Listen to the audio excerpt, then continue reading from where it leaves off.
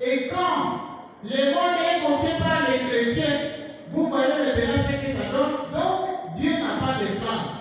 Et ce n'est pas l'objectif de Dieu. L'objectif de Dieu était être dirigé par la foi du Seigneur.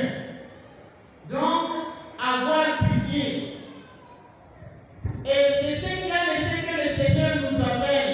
Mais lorsque nous lisons Jacques chapitre 2, même en commençant au premier verset, la Bible dit, mes frères, gardez-vous de toute forme de favoritisme. Ça, c'est la version Semeur qui peut être peut-être contraire à la vôtre. Mais la version Semeur dit ceci, je l'aime parce qu'elle utilise des termes faciles. Ici, il dit, mes frères, gardez-vous de toute forme de favoritisme. C'est incompatible avec la foi à notre glorieux Seigneur Jésus-Christ. 2.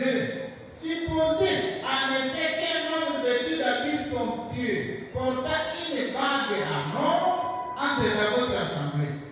Et quatre aussi est pauvre en ayant.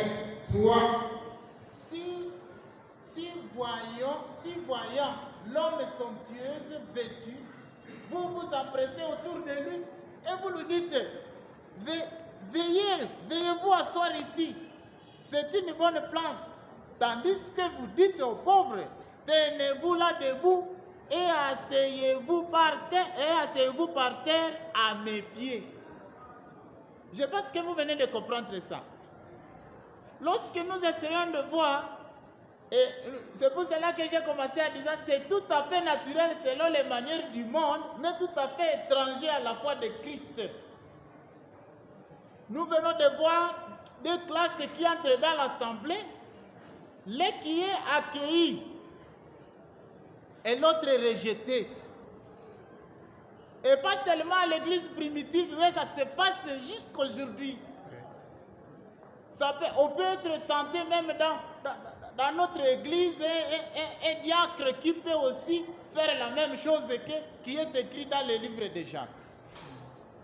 Mais lorsque nous essayons de voir, la Bible montre toujours la foi de Christ. Et quand la foi de Christ est toujours montrée dans la Bible, lorsque nous lisons de Jacques chapitre 2, le verset 12, nous irons au 13e verset. La Bible dit, parlez et agissez donc comme des personnes appelées à être jugées par la loi qui donne la liberté. 13. Dieu jugera sans pitié celui qui n'a témoigné aucune pitié aux autres, mais la pitié triomphe du jugement.